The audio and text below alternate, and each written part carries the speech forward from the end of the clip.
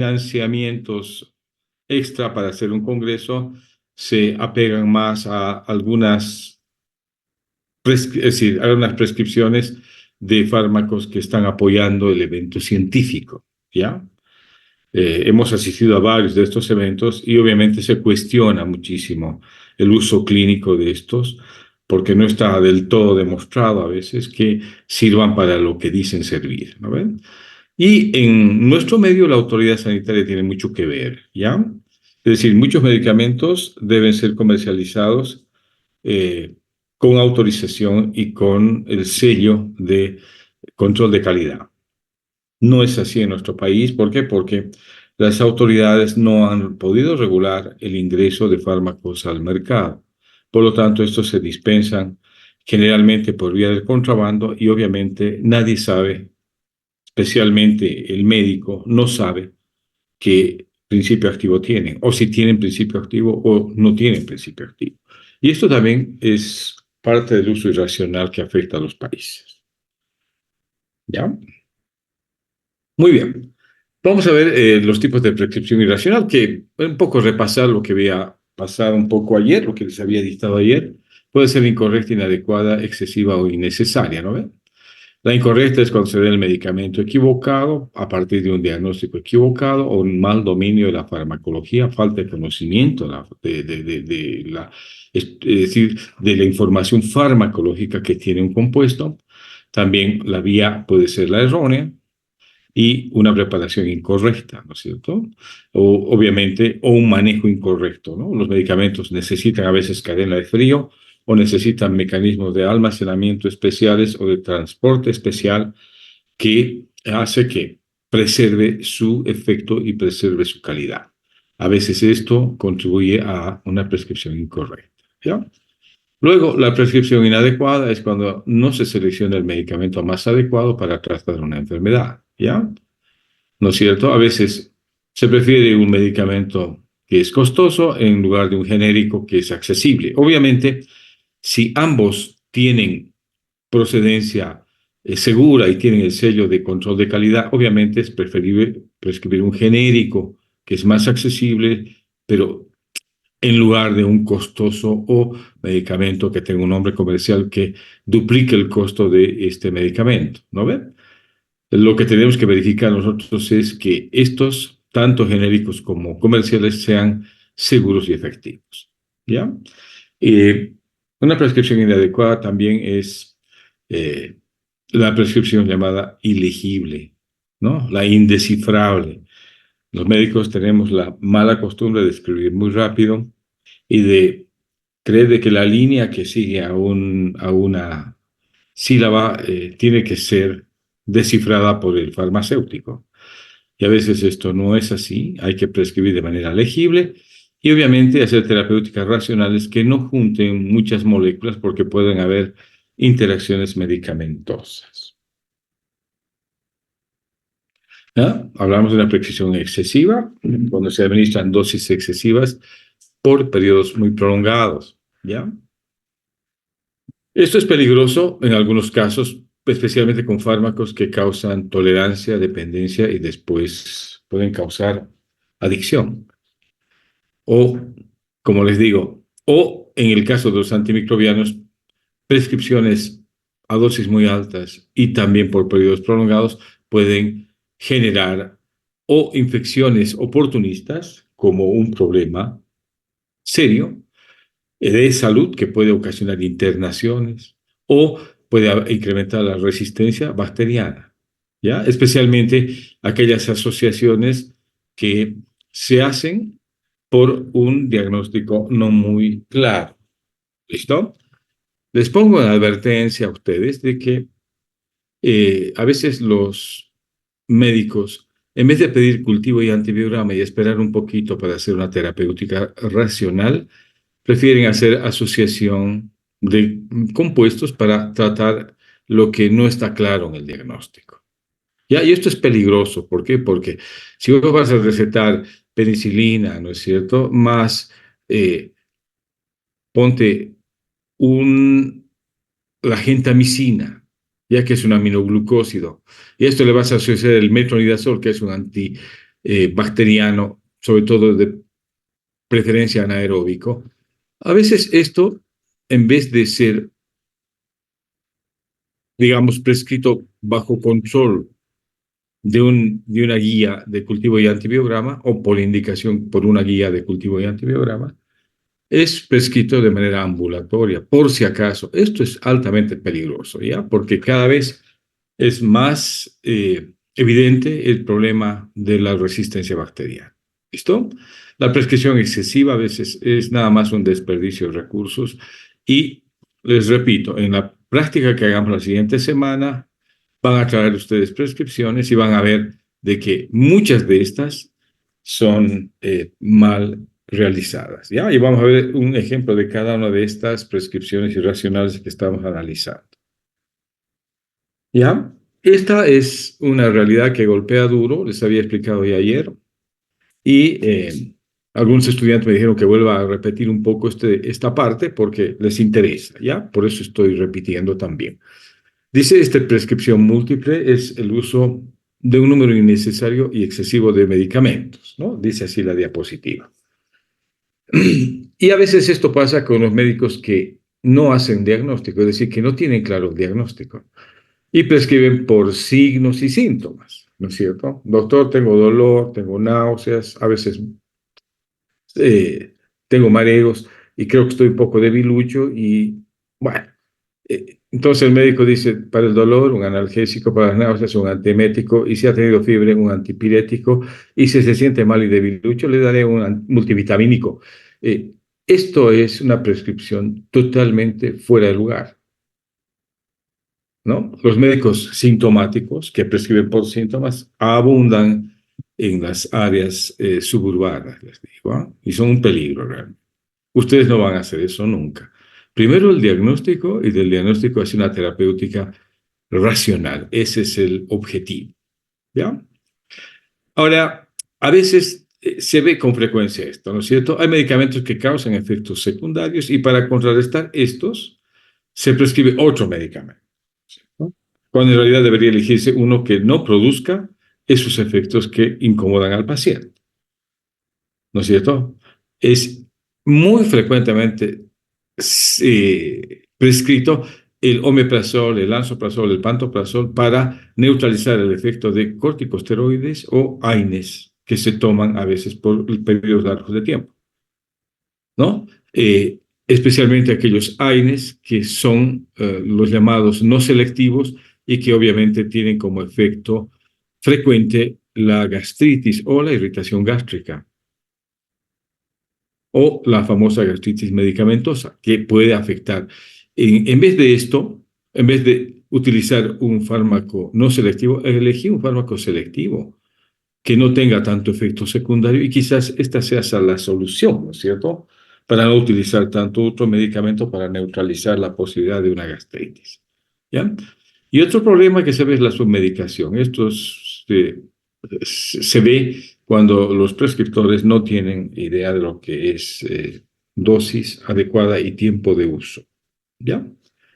Entonces, toda la prescripción irracional obviamente ha preocupado a todos los profesionales en el mundo y a partir de la OMS se ha hecho una estrategia de cambio, ¿ya? Han dicho, es el momento de cambiar esta realidad porque está afectando, ¿no?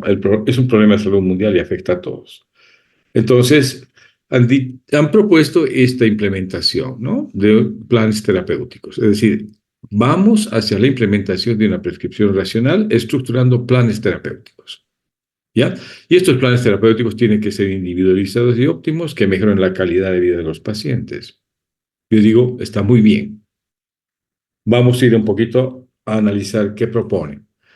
Como el fármaco forma parte de una estrategia terapéutica, pero no es el único, ¿me entienden? Sino hay además medidas no farmacológicas que acompañan una terapéutica farmacológica. Ya hablamos de medidas higiénicas, dietéticas, cambio de hábitos, ¿ya? Que acompañan una terapéutica farmacológica y que pueden modificar el curso de una enfermedad de manera más eficiente.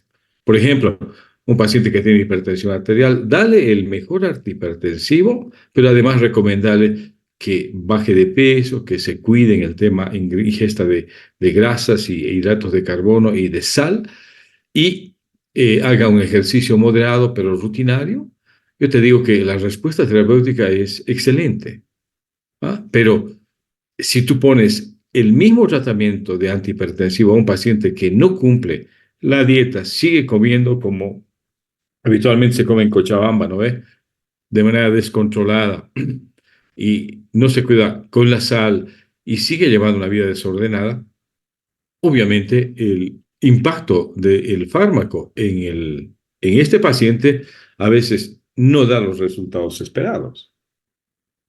¿Ya? Entonces, estos planes terapéuticos contemplan estos factores que pueden ayudar a mejorar la respuesta a la terapia.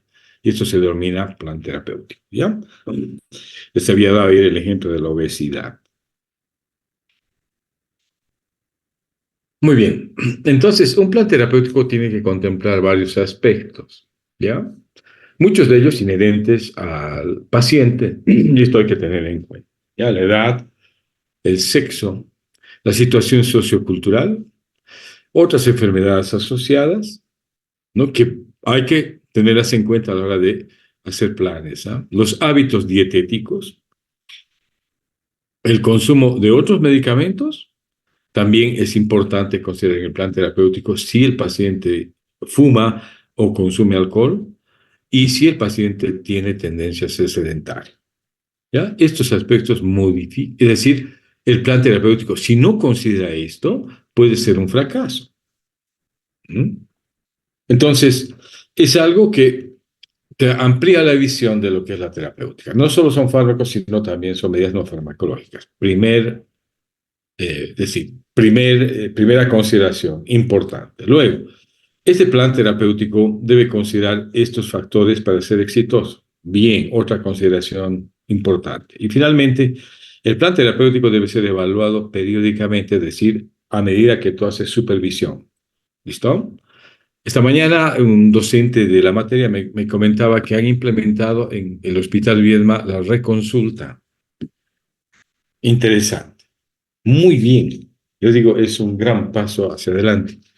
Es decir, si tú ves un paciente y a veces no lo ves más, era porque el paciente tenía que volver a sacar ficha para que llegara al mismo médico.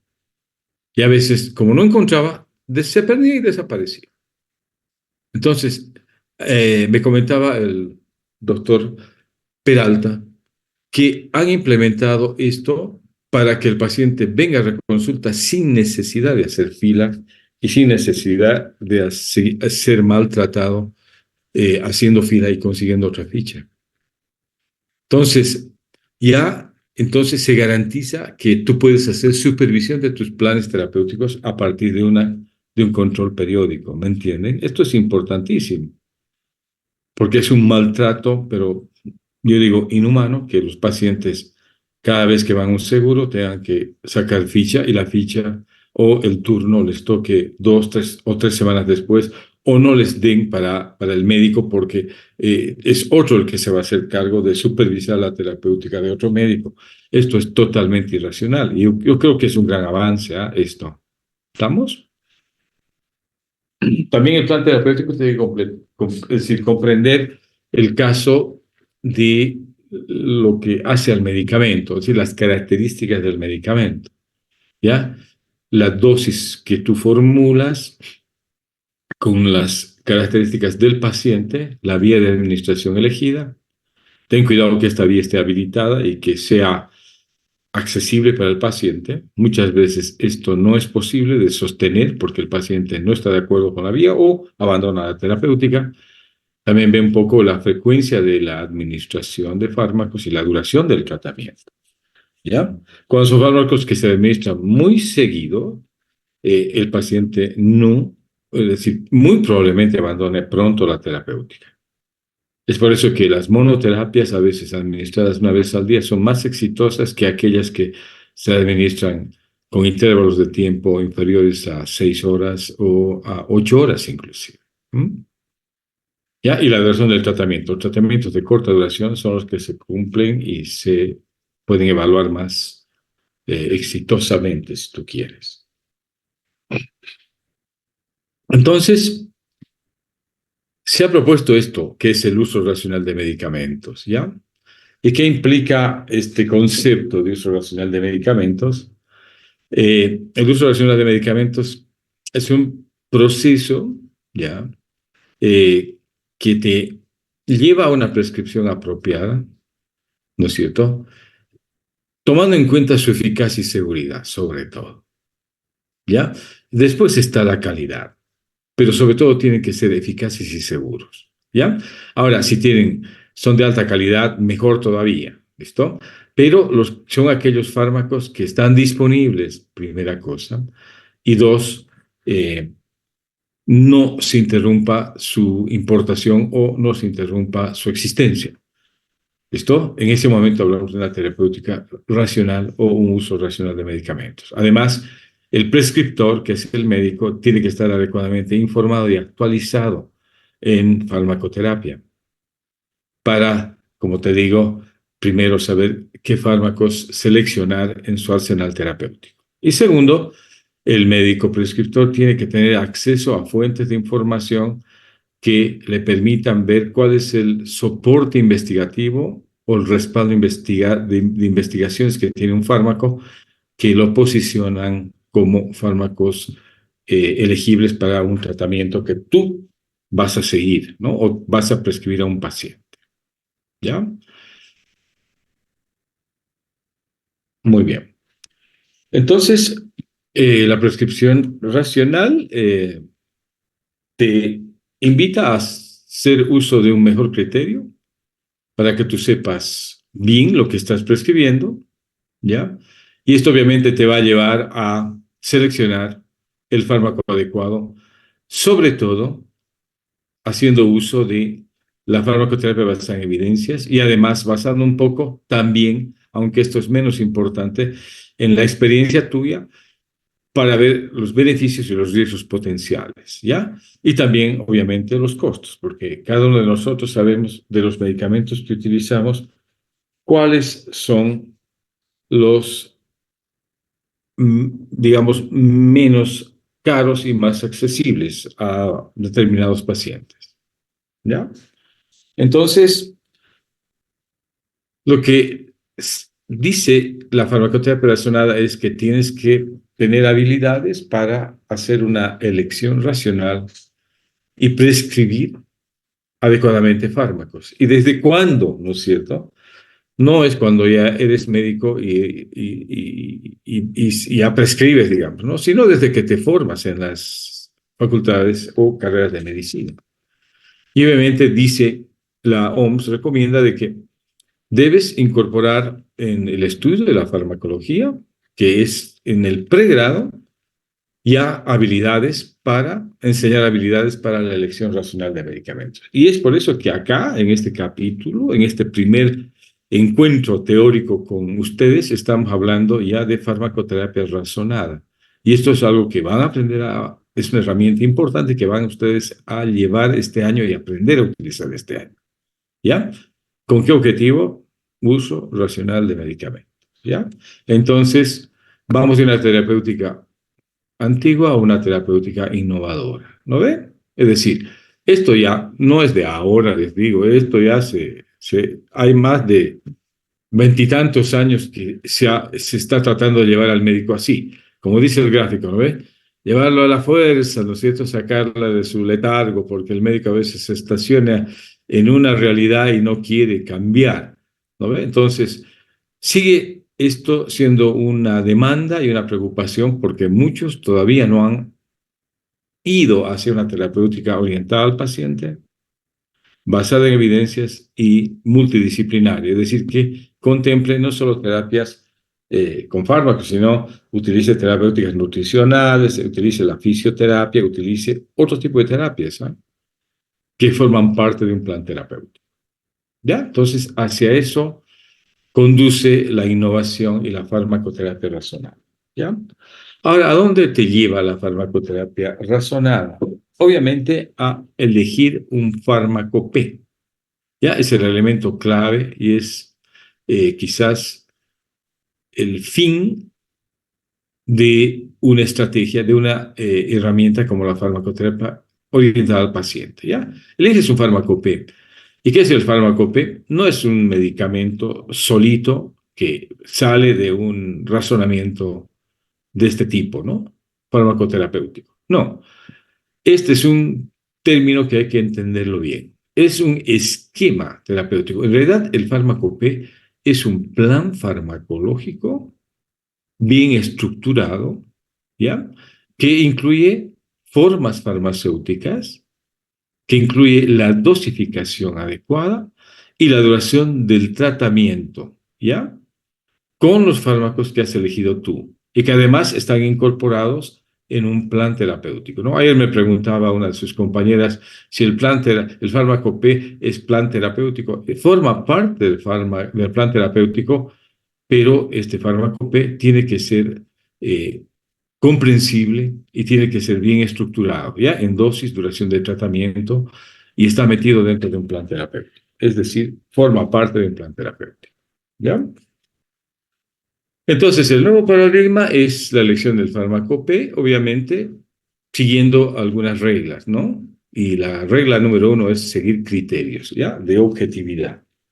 Y estos criterios objetivos son la eficacia, la seguridad, la conveniencia y el costo. En ese orden, ¿listo? Primero eficacia, ver después la seguridad, después ver la conveniencia y el costo. Y ahora vamos a ver qué significa cada uno de estos términos, ¿ya? Entonces, aquí está. Dice la farmacoterapia razonada a que nos conduce a un uso racional de medicamentos, ¿ya? ¿Y qué implica todo esto? Que los pacientes reciban medicamentos adecuados a sus necesidades clínicas, que las dosis respondan a sus requisitos individuales, el tiempo sea adecuado y al menor costo posible. ¿Ya? Este es el ideal. Entonces, aquí está, ¿no ve? Para hacer uso racional de medicamentos, además de saber bien farmacología y de apelar hacia fuentes de información como las de investigación, ¿eh? Esto nos conduce a tener la información adecuada, completa, para lograr ubicar nuestro tratamiento en determinado objetivo terapéutico, ¿ya? Entonces, eh, por ejemplo, les digo, si tú haces una farmacoterapia razonada respecto a un paciente con hipertensión arterial y vas a partir de, siguiendo la estrategia de pasar por todos los grupos farmacológicos, analizar fármaco por fármaco a veces, ¿no? Es decir, por ejemplo, inhibidores de la enzima convertidora de angiotensina. Aquí están varios fármacos, ¿no ve? El enalapril, captopril, lisinopril, perindopril, están ahí, ¿no ve? Luego están los fármacos antagonistas del receptor de angiotensina y también hay otros. En el listado están losartán, valsartán, telmisartán, eprosartán, candesartán, ¿no ve? Luego hay diuréticos, ¿no ve? Hay diuréticos de asa, diuréticos ahorradores de potasio, es decir, diuréticos tiacídicos, y así, o sea, vas seleccionando y vas viendo hasta llegar al medicamento P, ¿no? Una vez que llegas al medicamento P, haces un análisis para ver si este es un adecuado fármaco seleccionado para ese objetivo terapéutico planteado, ¿ya? Entonces, lo que se recomienda es estar bien informado, tanto en la medicina basada en evidencias como en actualización en fármacos, obviamente. ¿Ya? Entonces, hemos dicho, hay criterios que deben priorizarse al momento de seleccionar medicamentos, ¿ya? Y son la eficacia, la seguridad, la calidad o conveniencia y el costo, ¿no? Aquí sería conveniencia y el costo, ¿ya? Esto, obviamente, para utilizar racionalmente. Y otra cosa que hay que considerar en el uso racional es el posicionamiento terapéutico. Ya lo que les había dicho. Cuando hablamos de posicionamiento terapéutico es buscar en la evidencia científica que respalda el uso de esos compuestos o de ese fármaco que vas a utilizar. Y si hay evidencia científica suficiente en lugares donde el nivel de evidencia es confiable, obviamente ese fármaco será el elegido. Muy bien. ¿Listo? Entonces, en la selección de medicamentos está el médico como el protagonista principal, ¿no ve? Sea en consultorio, sea trabaje en un centro hospitalario o esté prestando servicios en un servicio departamental. ¿Ya? Él debe siempre estar pendiente de que los fármacos disponibles sean eficaces, seguros, tengan calidad y sean de costo bajo, en lo posible. En cuanto al posicionamiento terapéutico, les voy a dar un ejemplo. Estos ejemplos interesantes, ¿ya? Uno dice, el fármaco tiene que estar respaldado por evidencia científica, ¿no ve? Sí, estudios de investigación deben respaldar que el uso de ese fármaco para el objetivo terapéutico delineado es el indicado, ¿listo? O es el adecuado, ¿listo? Y ustedes saben de que hay un arsenal terapéutico muy grande hoy en día. El mercado está inundado de medicamentos. Entonces, por ejemplo, para ver el posicionamiento terapéutico, les hago este ejemplo, ¿ya? Por ejemplo, esta es la escala analgésica del dolor. ¿Listo? Y ustedes van a ver de que hay niveles y en cada nivel hay indicaciones respaldadas por la evidencia de qué fármacos funcionarían. Entonces, nunca vamos por el más potente, siempre empezamos en la escala analgésica por el eslabón o el peldaño número uno, ¿ya? El peldaño número uno es cuando hay un dolor y este dolor es de baja intensidad o de moderada intensidad. Empezamos siempre un tratamiento con analgésicos no opioides. Perdón, se me está bailando la diapositiva, ¿ya? Entonces, ¿qué medicamentos están acá? El paracetamol, la aspirina, los AINES, lo que a veces tú tomas cuando tienes dolor de baja intensidad. También el metamizol, ¿listo? Este es el primer peldaño, digamos, ¿no? En la escala analgésica.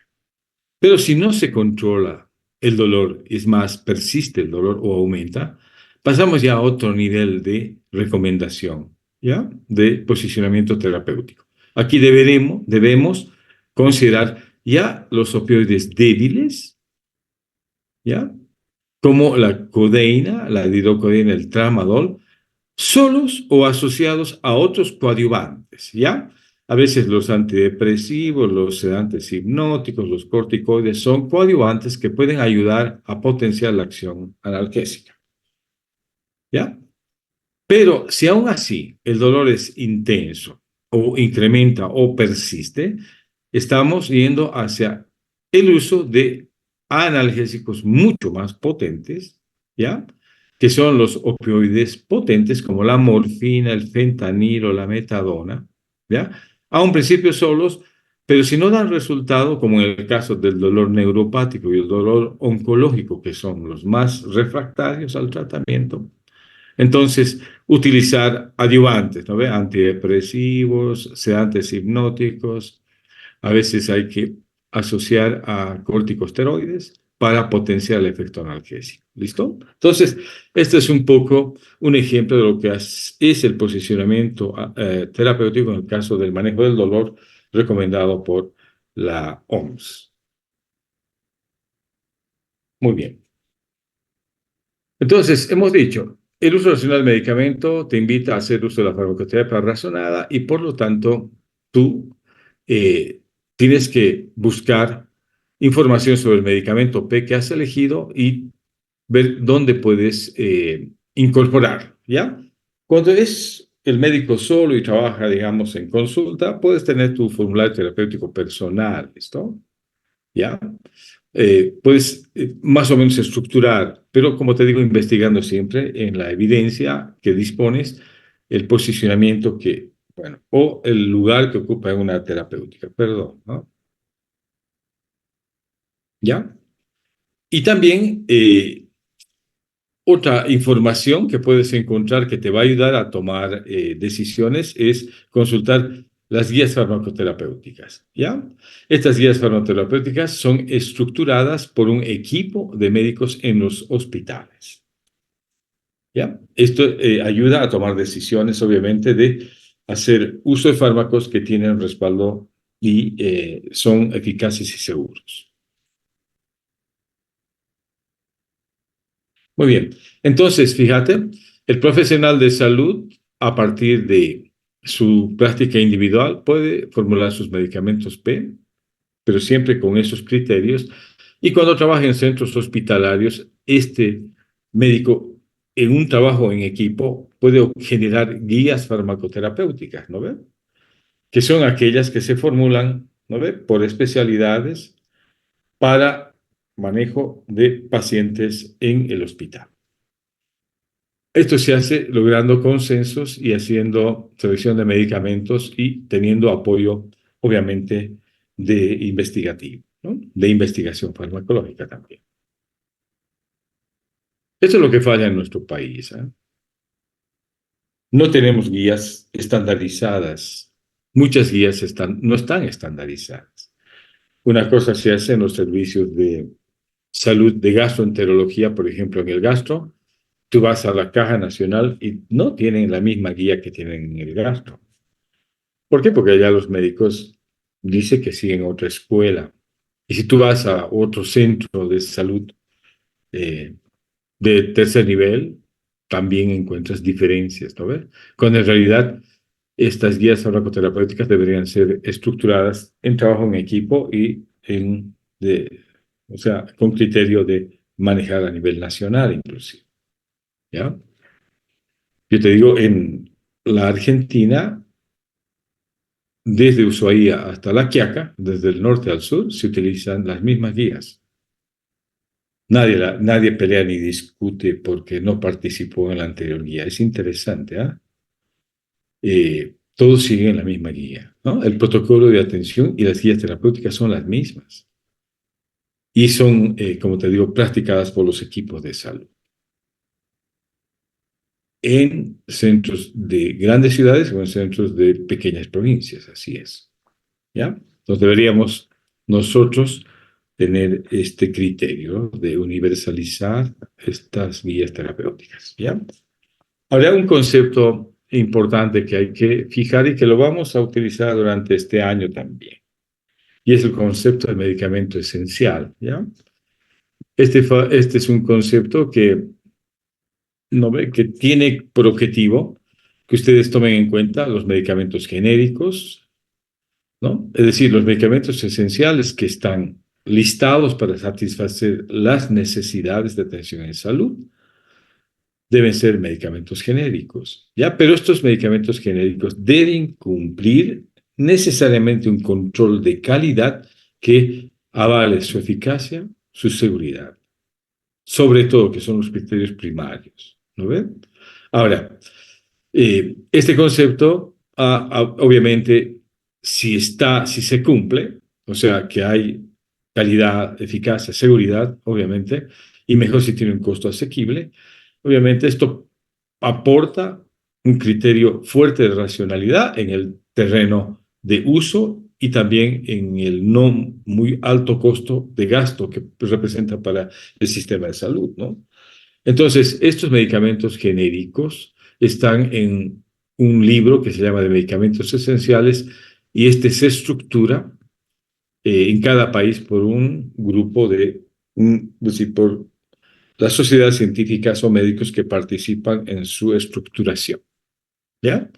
Bolivia tiene un listado de medicamentos esenciales, todavía incompleto, pero mejorable, ¿ya? Entonces, ¿cuándo ingresó en Bolivia este concepto? En 1991 con el apoyo del gobierno de Holanda.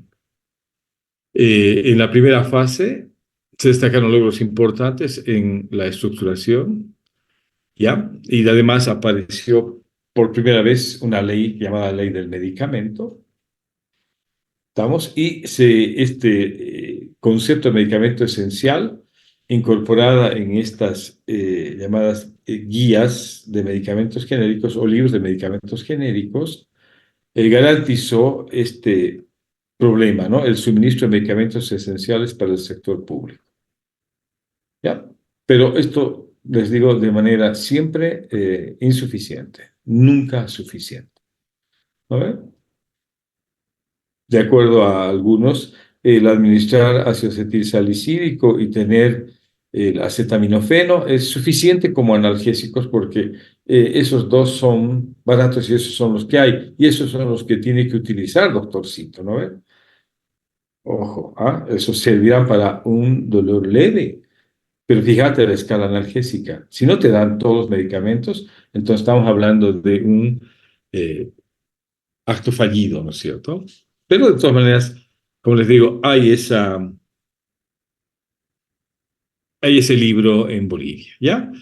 Luego, después, en el 2003, después de haber hecho la ley del medicamento, se creó este laboratorio de control de calidad de medicamentos. ¿Ah? Este laboratorio de control de calidad de medicamentos está a cargo del INLASA, ¿ya? Y obviamente es el que verifica que los medicamentos tengan principio activo y cumplan las normas mínimas de calidad para que puedan ser incorporados en el sistema y puedan ser prescritos. Muy bien. Entonces, el fármaco es el protagonista de la terapéutica, ¿no es cierto? Y los fármacos los utilizamos con diferentes finalidades, ¿ya? Prevenir enfermedades, por ejemplo, las vacunas. En la última pandemia hemos visto, ¿no es cierto?, el impacto que tenía y la importancia de las vacunas. Quizás nunca el mundo había estado tan pendiente de las vacunas para, ¿no ve? Para sacarse los miedos de encima. ¿No ve? La pandemia nos puso a todos entre la espada y la pared. Y por lo tanto, a medida que fue evolucionando, el gran objetivo, el gran anhelo era que aparezcan las vacunas, por favor, ¿no? Es una enfermedad viral. Y yo pienso de que deben haber laboratorios encargados. ¿Y cómo que aparecieron las vacunas? Entonces, tenían el objetivo de prevenir. Y yo te digo que un poco fallaron en este tema, ¿no? Pero sí lo que aportaron es que aplicándote una vacuna no hacías las formas graves de enfermedad, sino hacías las formas leves. Ya, pero ya fue un gran aporte, ¿no ves? Pero históricamente las vacunas ah, te protegen contra la difteria, el tétano, la poliomielitis, etcétera, etcétera, etcétera, ¿no? Hasta para la influenza, ¿ya? Entonces, ese es un uso de fármacos. El otro es el aliviar, ¿no? Aliviar signos y síntomas, ¿no? Como los antipiréticos para la fiebre, analgésicos y antiinflamatorios para la inflamación, ¿no ve? Entonces, aliviar es otra capacidad que tienen los fármacos, ¿no? Luego, controlar, ¿no? Es otra finalidad terapéutica, ¿no? Sobre todo en enfermedades crónicas como la diabetes, la hipertensión, entonces el dar antidiuréticos, antihipertensivos o dar insulinoterapia o hipoglicemiantes orales y una dieta es parte del control de enfermedades crónicas. O sea, los medicamentos controlan, te ayudan a controlar enfermedades que no tienen cura, ¿no? Otra finalidad es la del diagnóstico, ¿no es cierto? Cuando se utilizan estos como medio de contraste. ¿Estamos? Y el concepto de curar, ¿ya? O eliminar la causa de la enfermedad, estos sí también cumplen los medicamentos porque los antimicrobianos, los antimicóticos, los antiparasitarios muchas veces eliminan la causa de la enfermedad. ¿Listo? Bueno, y con esto habríamos, por el momento, déjeme abrir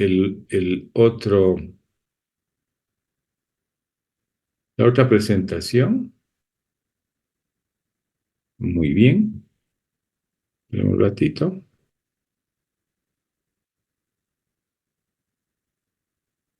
Muy bien.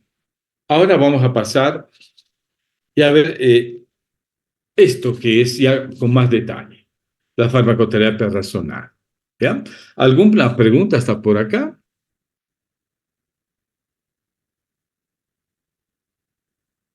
¿Algún comentario? Bueno, si no hubieran, bueno, si hay algo que no ha quedado claro, pueden interrumpirme, ¿ah? Pero vamos con esto que es la segunda parte de la clase de hoy. ¿Ya? Entonces vamos a volver a repetir algunos conceptos, pero quizás aquí con más precisión y algunos detalles que ustedes necesitan saber. ¿Ya? Dice la farmacoterapia razonada, ¿qué es? Es un razonamiento sistemático, ¿ya? Que se basa en el método científico y está destinado a abordar un problema de salud, ¿ya? Y tiene tres grandes componentes. Primero, criterios de selección. Hay que adquirirlos, estos criterios. Ya hemos hablado de cuáles son, ¿no ven? Dos, adquirir una metodología para seleccionar medicamentos, sobre todo analizando la información médica confiable. Es decir, hay que buscar sitios donde hay evidencia científica documentada. Eso sostiene una farmacoterapia razonable. Finalmente, adquirir un acercamiento a la solución de problemas, incorporando en tu accionar como médico la farmacoterapia orientada al paciente. ¿Ya? O sea, tres grandes componentes de la farmacoterapia razonable. Muy bien. Entonces, hemos hablado de estos criterios de selección de medicamentos que son primarios y secundarios. Ahora los vamos a analizar con un poquito más de detalle, ¿ya? Entonces, son criterios primarios, la eficacia, la seguridad, y el criterio secundario es la conveniencia y el costo, ¿no es cierto? En los primeros hay una relación beneficio-riesgo, o sea, se establece una relación riesgo-beneficio, y a veces se define si es un medicamento muy eficaz, pero poco seguro, a veces hay que evaluar esto, ¿no es cierto? Riesgo-beneficio. Y los criterios secundarios que son conveniencia y costo, ¿no ve? Esto también es algo que hay que considerar, pero como criterio secundario. Ya veremos dónde obtenemos la eficacia, ¿no? Aquí está ya la novedad, digamos. ¿De dónde obtenemos datos de eficacia? Se miden en los ensayos clínicos, ¿ya? Tengo una diapositiva bailando, como verán ustedes, ¿no ven? Pero esperen un ratito, ya vamos a tratar de controlar esto, ¿ya? Entonces, la eficacia se mide en los ensayos clínicos, lo hemos dicho, eh, y que te avalan o no el buen funcionamiento de un tratamiento, ¿ya? Los datos de efectividad, que es otro concepto, también se obtienen de ensayos clínicos o de estudios observacionales, ¿ya? Pero esto, la efectividad ya se utiliza en la práctica médica, es decir, en el uso en pacientes. En cambio, el ensayo clínico de eficacia se da en situaciones ideales, pero también en pacientes, ¿ya? En situación donde se hace la aleatorización. En cambio, en la segunda, que es la efectividad, se mide en el buen funcionamiento del manejo de pacientes, ya no de situaciones ideales, sino en el manejo de pacientes en la práctica médica. ¿Ya? Ahora, la seguridad. ¿Dónde encuentras datos de seguridad? Obviamente también en estudios preclínicos, ¿ya? Especialmente en aquellos donde se hace la farmacovigilancia, es decir, cuando ya se utiliza en grandes poblaciones, ¿ya? Y también en estudios observacionales de farmacovigilancia, ¿ya? Ahora, el tercer criterio es la conveniencia, ¿no ve? ¿Dónde obtenemos esta información? También en la evidencia científica, en la base de datos, donde hay estudios que aseguren, ¿no ve? Que el medicamento no es rechazado ni es resistido por los pacientes, ¿ya? Es decir, la conveniencia se refiere a la adherencia del paciente a un tratamiento, ¿ya? Y hay estudios de conveniencia también muy sólidos que te respaldan terapéuticas, ¿ya? Y finalmente está el costo. ¿Dónde obtenemos los datos del costo? Obviamente en la parte de costos y hay sitios donde te mandan estudios farmacoeconómicos para que tú consideres esto como un criterio, bueno, secundario. ¿Estamos? Entonces, de ahí sale datos como la eficacia, seguridad, conveniencia y costo, de estudios que tienen respaldo científico. ¿Ya? Entonces, veremos la diferencia entre eficacia y efectividad. Dice, eficacia es la probabilidad que un promedio de individuos en una población determinada se beneficie con la aplicación de un fármaco, ¿no ve? Pero para resolver un problema de salud en condiciones ideales, ¿ya? Establecidas previamente. ¿Ya? Estos son los estudios observacionales con doble ciego y de corte, si ustedes quieren. En cambio, la efectividad es la probabilidad de que un individuo se beneficie de un medicamento bajo condiciones reales. ¿Ya? Hay estudios también de efectividad. ¿Ya? Entonces, la diferencia es que esto es, la eficacia es en condiciones ideales y se habla de individuos que han sido seleccionados y metidos en estudios, y la efectividad te da los datos fríos que a veces un individuo eh, muestra beneficio en situaciones reales cuando es sometido a determinado tratamiento. Ambos son importantes, ¿ya? Son datos primarios o criterios primarios. Muy bien, ¿dónde podemos demostrar en la práctica clínica, digamos, que la eficacia puede hacerse evidente, ¿ya? Es decir, hay grados de evidencia para mostrar eficacia, ¿listo? En la práctica clínica. Por ejemplo, hay grados de recomendación para un determinado fármaco que vienen estructurados a veces en escala numérica o vienen estructurados a veces con ABC, ¿ya? Por ejemplo, se dice que este medicamento o fármaco tiene recomendación 1 cuando hay estudios sólidos que respaldan que ese tratamiento es beneficioso, es útil, es efectivo. Por lo tanto, cuando un medicamento tiene un nivel de recomendación 1, está indicado, o decir, está respaldado y puedes utilizar. Luego viene el grado de recomendación 2, ¿ya? Aquí se encuentra todo lo que es evidencia discordante o divergente sobre utilidad o sobre eficacia, ¿listo? Cuando es 2A, dice que la mayoría de la evidencia respalda y hay estudios que contrastan, pero la mayoría de la evidencia, de los estudios, respaldan el uso de ese fármaco. Por lo tanto, ¿qué debe de hacerse? Debes considerar ese fármaco como proclive a ser utilizado, ¿ya? El grado 2B dice, no está tan bien establecida, hay más o menos estudios que respaldan y otros estudios que no lo hacen, pero aún así puedes considerar el uso de este fármaco. Estos son grados de recomendación para el uso de fármacos, ¿sabes? De acuerdo a su eficacia. Y realmente el grado 3 es cuando ninguna evidencia respalda el uso y por lo tanto no se recomienda. ¿Listo? ¿Ya? Perdón, ¿algo más tenía que decirles acá? No, no está bien. ¿Ya? Ahora, entre los niveles de evidencia que uno consulta, fíjense, hay, digamos, es A, B, C. El nivel A son más fuerte nivel de respaldo para un fármaco cuando éste está hecho o ha salido la información de estudios clínicos randomizados, doble ciego, prospectivos o metaanálisis, que agrupa estudios investigativos hechos en varios centros de salud. ¿Ya?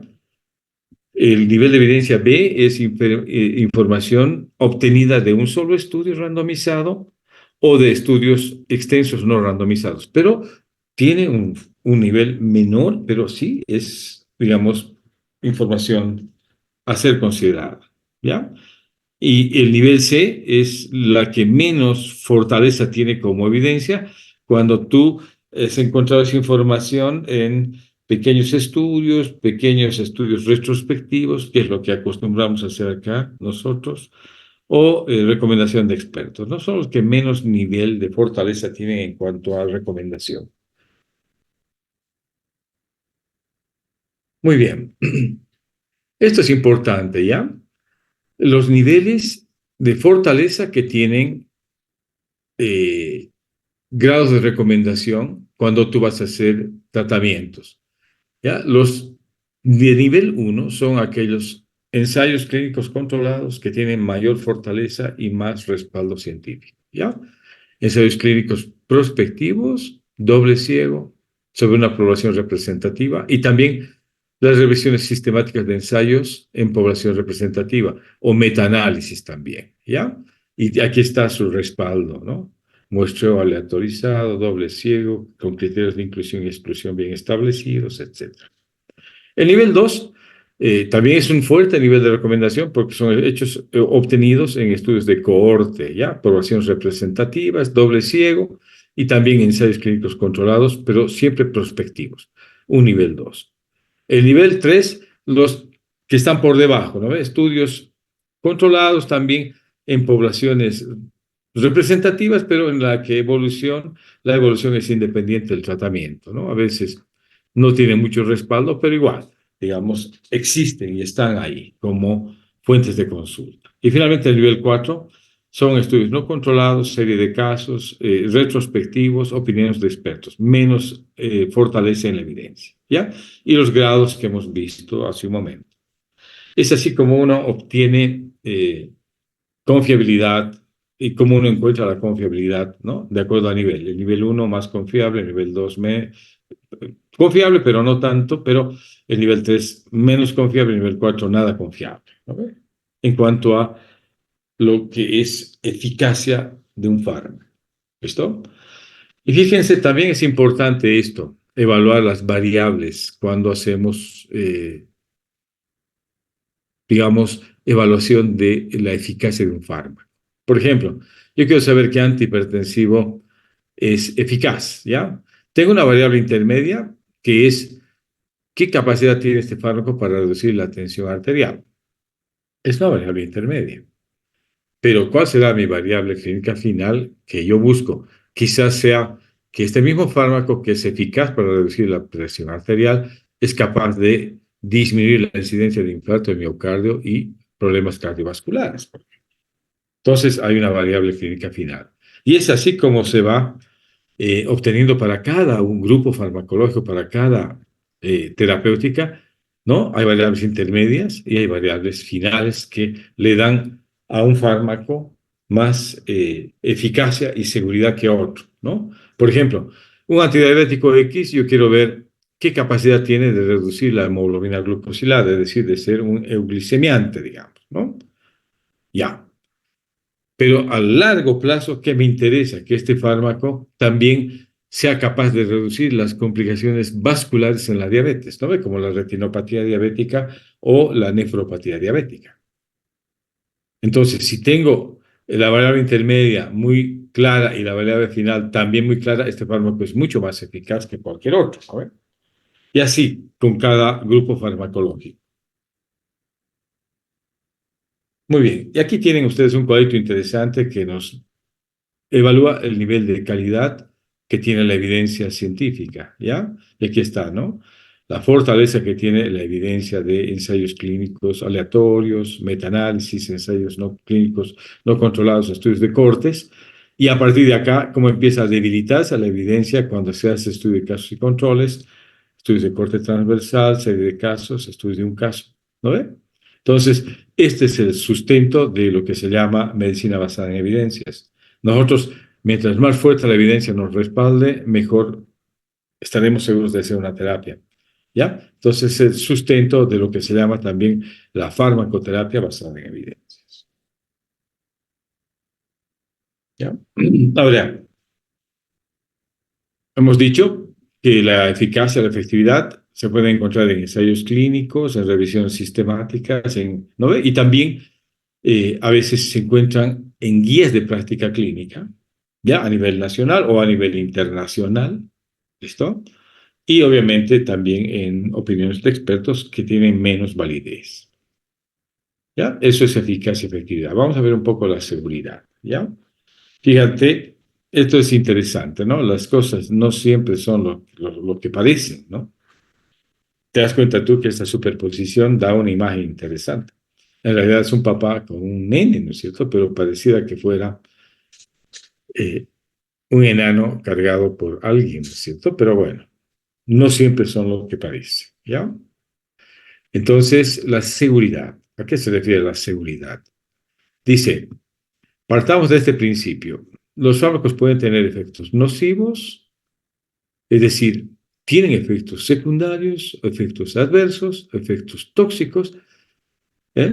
Pero esto debe ser controlado permanentemente para que esto no afecte la salud, ¿ya? Y esto se llama vigilancia o farmacovigilancia. ¿Listo?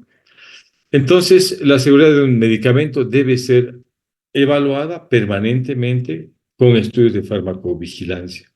¿Listo? Desde que se gestan hasta que se comercializan en grandes poblaciones y se usan en grandes poblaciones, ¿ya? Este es un proceso que lleva muchos años mientras dure la vida del fármaco. ¿Listo? El objetivo es vigilar que sea eficaz, seguro y conveniente, ¿no es cierto? ¿Ya? Y que tenga además calidad. ¿Ya?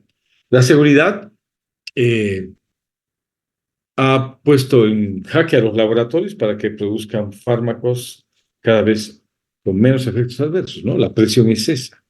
¿Listo? Y por eso que estas etapas de investigación de farmacovigilancia han puesto es decir, al prescriptor y al fabricante bajo la lupa. ¿Por qué? Porque esta vigilancia, farmacovigilancia, es una etapa que puede durar muchísimo tiempo, ¿ya? Es decir, es un eh, mecanismo de control de efectos adversos y efectos tóxicos que dura muchísimo tiempo. A veces dura más de 10 años, ¿ah? Es decir, en realidad debe durar el tiempo que el medicamento esté vigente. ¿Ya? Lo que no funciona mucho en nuestro país es el reporte de farmacovigilancia. No sé dónde va esta información. Debería llegar a una base de datos para ser procesada y esta base de datos debería publicar anualmente, ¿no es cierto?, el grado o el nivel de recomendación de cada uno de ellos, pero no lo hace, ¿no? Esta información no es devuelta al prescriptor. ¿Ya? Quizás la fase más importante de la farmacovigilancia sea la vigilancia que se hace en la fase 4, ¿no? Donde se pone el fármaco a prueba, digamos. En realidad ya no a prueba, ¿no? Sino se usa masivamente el fármaco en grandes poblaciones y durante largos periodos de tiempo. Entonces, esta es la fase 4 o vigilancia post-comercialización, ¿ya? ¿Qué es lo que hace la farmacovigilancia?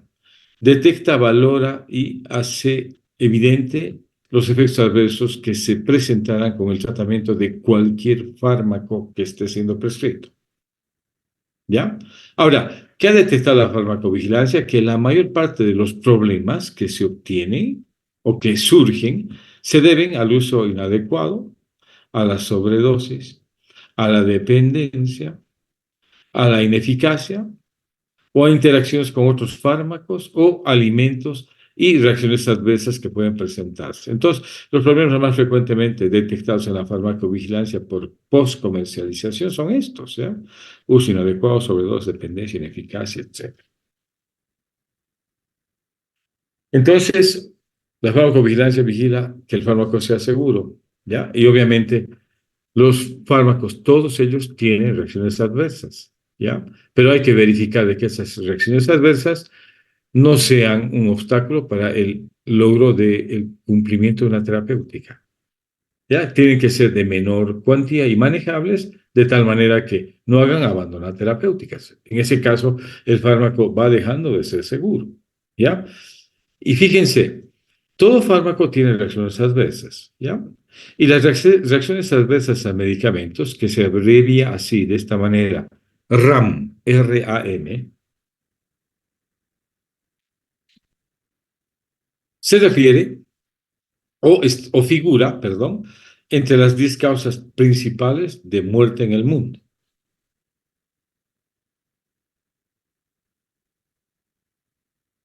Esta es una gráfica que me gusta muchísimo, viene desde que el doctor Jacobs presentó por primera vez su diapositiva y está en la guía que les he puesto a ustedes en consideración en el Classroom, que es guía de la prescripción racional de la OMS, y está ahí ¿no? Dice, yo le advertí que este fármaco tenía efectos adversos, ¿no ve? Y el señor viene así.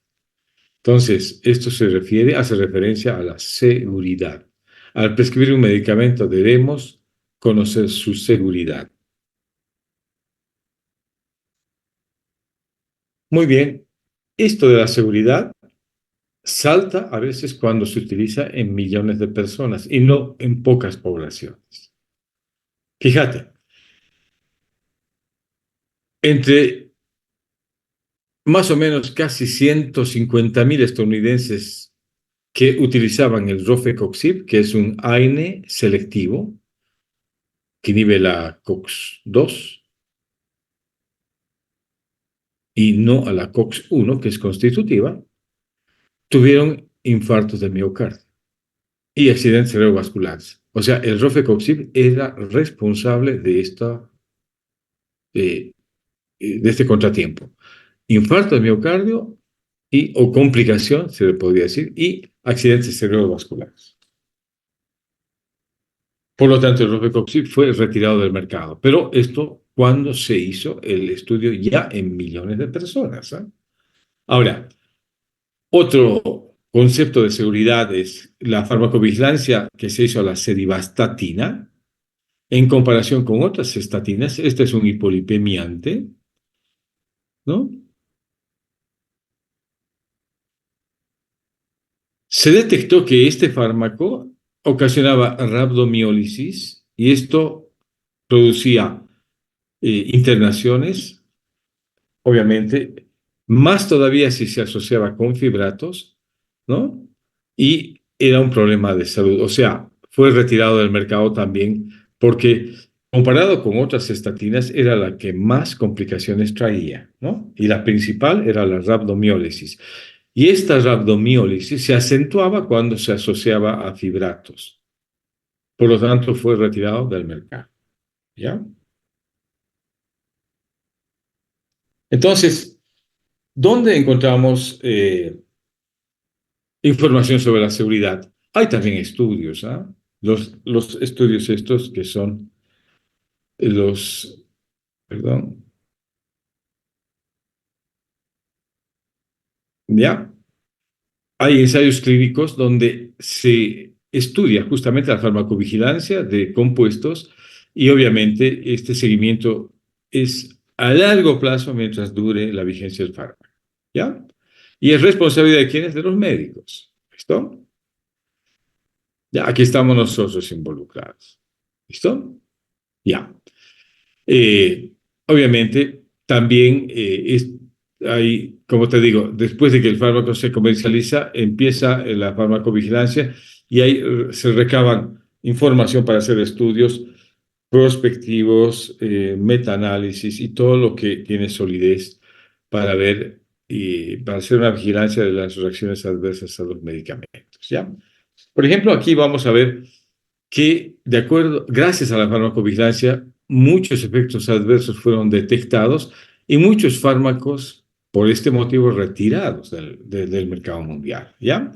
Aquí está un listado de las más representativas, ¿ya? Por ejemplo, la cisaprida. ¿Qué es la cisaprida? Un proquinético. Utilizábamos nosotros como un medicamento del reflujo gastroesofágico, ¿ya? Mejoraba el tono del esfínter esofágico inferior, promovía el vaciamiento gástrico, por lo tanto era un fármaco ideal para el reflujo gastroesofágico. Apareció en el 91 y se retiró el 2000, ¿ah? Duró 9 años. ¿Por qué fue retirado del mercado mundial? Porque la gente que consumía cisaprida tenía más predisposición o más riesgo de arritmias y muerte súbita. Otro fármaco que era la troglitazona, es un antidepresivo. Este se aprobó en el 97 y fue retirado en el 2000 porque tenía graves reacciones o graves daños, o ocasionaba grave daño al hígado. Estaba grabado por ser un fármaco muy hepatotóxico y fue retirado del mercado. ¿Ya? La serivastatina, que les he dicho, un hipolipemiante oral del grupo de las estatinas, que son inhibidores de la hidroximetilglutaril coenzima reductasa, así se llaman, ¿ya? Son hipolipemiantes de amplio uso, pero esta, asociada a su complicación rabdomiólisis, también se aprobó en el 98 y fue retirado en el 91, 3 años después de su aprobación. No duró mucho, ¿no es cierto? La trobafloxacina, que es una quinolona del grupo de las quinolonas, vamos a ver, son fármacos que inhiben la síntesis de DNA, son antimicrobianos de amplio espectro. Fue aprobado en el 98 y fue retirado 3 años después porque también tenía problemas o ocasionaba hepatotoxicidad. ¿Ya? Perdón, la troglitazona es la nefazodona es un antidepresivo, ¿ya? La troglitazona es un hipoglicemiante, ¿ya? Por si acaso me he equivocado. Esto corrijo. ¿ya? La nefazodona, un fármaco de acción central a nivel del sistema nervioso central, producido, aprobado en 94, retirado en 2003 también por hepatotoxicidad, ¿no? Y ustedes ya saben lo que pasó con el rofecoxib, ¿no? AN selectivo, aprobado en 99, retirado en 2004, porque el motivo era producir infarto de miocardio y trombosis cerebral en la mayor parte de pacientes que utilizaban el rofecoxib, ¿ya? Esto posibilita la farmacovigilancia. Y aquí hay algunas novedades que les voy a pasar. Este es un estudio que se hizo en la Universidad Nacional de Córdoba, en la República Argentina, el año 2022, y dice, la farmacovigilancia funciona en nuestro país, ¿no? Y ellos dicen sí, porque tenemos evidencia de ello, ¿ya? Por ejemplo, este fármaco, la fenazopridina, fue retirado del mercado por graves problemas de metahemoglobinemia, pancitopenia, insuficiencia renal. Esto se utilizaba como un analgésico urinario, ¿ya? Y fue retirado porque estaba asociado a potencial carcinogénico, ¿no? Porque obviamente estudios demostraron que sí estaba relacionado con la aparición de cáncer. Por lo tanto, fue todavía cuestionado y está a punto de ser retirado del mercado en la República Argentina. ¿Ya? La fenolftaleína es un laxante utilizado ampliamente en Europa. ¿Ya? Este medicamento también fue catalogado como un posible carcinogénico en humanos y fue retirado del mercado en el año 2000. ¿Ya? Hay otros fármacos como la furazolidona. Este medicamento está asociado a efectos carcinogénicos y obviamente en Argentina hay todavía vigencia en uso, pero está cuestionado, ¿ya? Cada vez con menos recomendación. ¿Ya? Otro fármaco, la nitrofurazona, antibacteriano de amplio espectro, al que alguna vez se utilizó de manera masiva en pacientes que tenían infecciones urinarias. ¿Listo? Se ha discontinuado. ¿Por qué? Porque hay una fuerte evidencia de acción mutagénica que tiene este fármaco y carcinogénica. ¿Ya? Otro fármaco, la oxeladina. ¿Ya? Eh, hay estudios que relacionan a este fármaco con la carcinogénesis y la granulocitosis. ¿Ya? Entonces, se retiró del mercado el 95, especialmente en Europa. ¿Ya? Y aquí hay otros ejemplos, ¿no? La acetanilida, ¿listo? Eh, Se recomendó su uso no solamente del mercado, digamos, farmacológico argentino, sino en otros países porque también este fármaco está relacionado con meta-hemoglobinemia y anemia plástica. Ya, el clorfibrato, que es un hipolipemiante, eh, este fármaco tiene a veces riesgo de pancreatitis porque en individuos que tienen triglicéridos altos pueden relacionar el uso a aparición de pancreatitis, que es una complicación importante, ¿ya? Eh, Se retiró del mercado farmacológico argentino no hace mucho, el clofhibrato, ¿ya? Y otra, la cumarina, que es un anticoagulante, se retiró de varios mercados. ¿Por qué? Porque también estaba relacionado con eh, efectos adversos graves en el sistema nervioso central, en la piel, el tejido subcutáneo, y ocasionaba desórdenes respiratorios con grave predisposición a la hemorragia, ¿no? También se han retirado del mercado. Perdón. Ya, una, dos, tres. Esta, ¿ya? Otros fármacos, dihidrostreptomicina, ¿listo?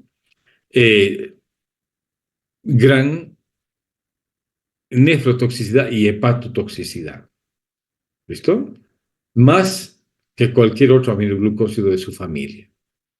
¿Listo? Entonces, el uso se considera desfavorable y se retiró también del mercado farmacológico argentino no hace mucho, porque es una droga que estaba, digamos, incluida en las drogas antituberculosas.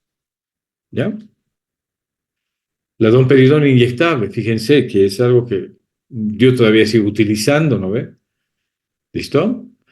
Ellos en la Argentina están considerando retirar su uso porque ha demostrado que es capaz de prolongar el QT y producir arritmias graves, ¿ah? Y en algún caso muerte súbita cardíaca. ¿Ya? En Estados Unidos no se usa porque la FDA nunca le dio su aprobación. ¿Ya? Y en la Argentina, obviamente que es utilizada a veces muy seguido, también se está recomendando su retiro del mercado farmacológico. Otro fármaco, el estolato de eritromicina, también está considerando los argentinos retirar de su mercado porque obviamente produce arritmias cardíacas, ¿ya? Y puede el estolato explicar la toxicidad que tiene este fármaco, ¿ya? Y también hay mucha predisposición a producir hepatotoxicidad, ¿ya? Y estos fármacos de abajo, la fenazona, un analgésico antipirético, también están considerando retirar del mercado farmacológico argentino porque está relacionada la aplasia medular, la granulocitosis y la necrosis epidémica tóxica o síndrome de Steven-Johnson, ¿eh? Y también estos dos fármacos, que es el talil sulfatiazol y el sulfatiazol, que son sulfonamidas, ¿ya? Fueron retiradas del mercado porque obviamente tenían muchos y graves efectos adversos, ¿ya? Entonces, como se darán cuenta ustedes, la seguridad es importante, ¿no? Estos son dos últimos fármacos que también se están evaluando y están considerando su retiro. ¿Por qué? Porque están asociados a graves efectos adversos. Entonces, todos debemos hacer farmacovigilancia. Y la farmacovigilancia es la que se encarga de evaluar la seguridad que tiene cada fármaco que utilizamos. ¿Listo? Y bueno, por ya haber cumplido la hora, vamos a quedar acá, ¿listo? Vamos a abrir el micrófono para